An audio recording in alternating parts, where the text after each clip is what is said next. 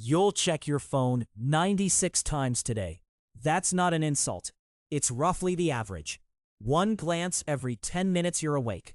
Each one only 3 or 4 seconds. Each one feeling like nothing. But add them up over a week, a month, a decade, and you've handed over years of your one finite life to a screen that gives nothing back. Seneca warned about exactly this 2,000 years before phones existed, and his warning is sharper now than it has ever been. Seneca was a Roman Stoic philosopher, statesman, and playwright who spent years as a close advisor and tutor to the Emperor Nero, and who became, by the end of his life, one of the wealthiest men in Rome. That detail matters, because Seneca wasn't a detached ascetic lecturing from poverty about how to use your time.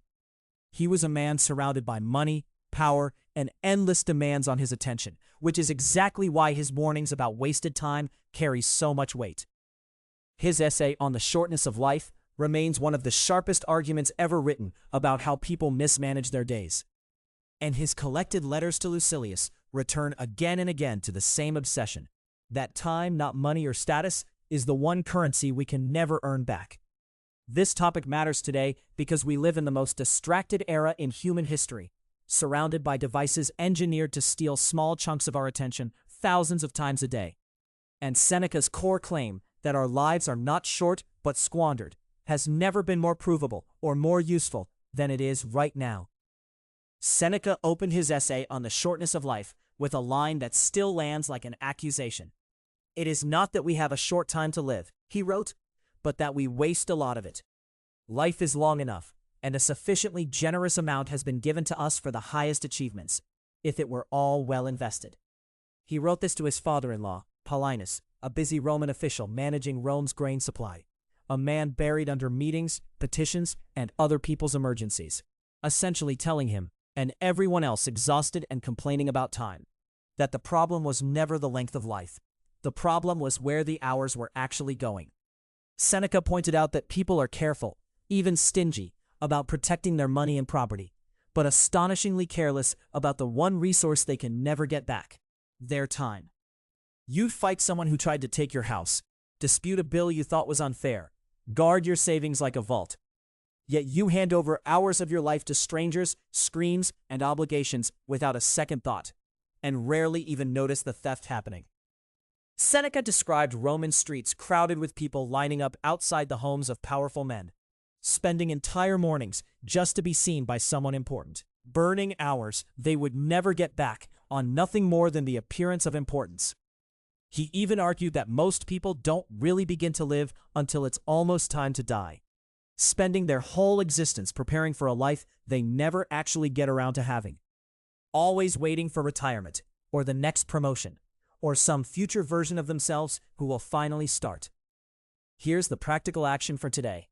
Tonight before bed, write down your day hour by hour, as honestly as you can remember it. Not a plan, a record. Don't judge it yet. Most people are stunned by how much of the day simply disappears once it's written down in front of them. And that single piece of evidence is often the first real step toward taking any of it back. Once you can actually see where your hours go, Seneca has a name for the biggest thief, and it isn't laziness. It's something he called busy idleness. Seneca made a distinction that still cuts sharply today between people who are occupied and people who are actually living. He described Roman elites who filled every hour with banquets, status games, favors to call in, court cases, and endless errands that felt urgent but produced nothing of lasting value. He called this being busy at leisure, a kind of idleness disguised as importance. And he was blunt that most people who complain they have no time are actually the ones burning the most of it on exactly this kind of noise. He wrote about men chasing political office, spending years currying favor with people they didn't even respect, only to win a position they'd resent within months, mistaking constant motion for a meaningful life. The modern version of this needs no translation. Checking a phone 96 times a day is busy idleness in its purest form. Each glance feels productive, even urgent, but almost none of it is building anything you'll remember or value in 5 years. Scrolling through other people's highlight reels late at night, refreshing an inbox that will still be there in the morning, reacting to a notification designed by a team of engineers specifically to make sure you come back. All of it wears the costume of being busy while accomplishing almost nothing real. Seneca would say, the tragedy isn't that you're lazy. It's that you're constantly in motion while going nowhere, and mistaking the motion itself for a life well spent. Here's the action. Look at the time log you made yesterday, and find the single largest chunk of busy idleness in it. Most likely your phone. Pick one specific block today, maybe the first hour after waking, or the hour before bed, and physically put the phone in another room for that block. Not forever, just one block, so you can feel the difference between being occupied and actually living. Seeing the theft and naming it is progress. But Seneca didn't stop at diagnosis. He built an actual daily practice for taking his time back. One you can copy starting tonight. Seneca's own life gave him plenty of material to test his ideas against. He spent 8 years exiled to the island of Corsica on the orders of Emperor Claudius, stripped of status, cut off from Roman politics, and separated from nearly everyone he knew. Later, after returning to Rome to advise Nero, he reached the height of wealth and influence, only to be ultimately ordered by that same emperor to take his own life on suspicion of conspiracy. Through both the isolation of exile and the constant danger of proximity to power, he kept one steady, unglamorous habit: writing regularly to his friend Lucilius, using those letters partly to examine in real detail how he had spent that particular day, what had served him, and what he privately knew he had wasted. That habit is really the whole method compressed into one practice: a nightly review, done honestly, before the day is gone and impossible to learn from. Seneca describes asking himself each evening what bad habit he had cured that day, what fault he had resisted, in what way he was better.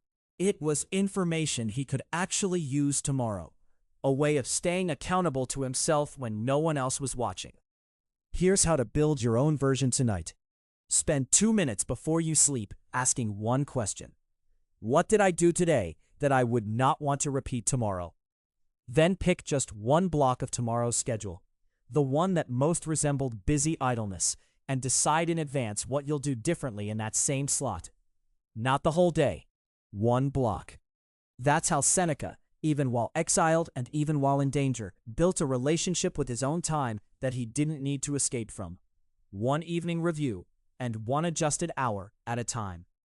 If this shifted how you think about your time, subscribe to Life's Philosophy for more daily wisdom like this. Ideas from history's sharpest minds, turned into things you can actually use today, not just admire from a distance. Before you go, answer this in the comments. Honestly, no need to impress anyone. What's 1 hour in your day that you already know, deep down, is busy idleness, and what would you rather be doing with it instead? I read these comments and I want to know yours. You'll check your phone 96 times today. Seneca's challenge is simple. Make at least one of those moments a choice, not a habit. Just one. Because a life isn't wasted all at once. It's wasted one unnoticed glance at a time. And it can be reclaimed exactly the same way.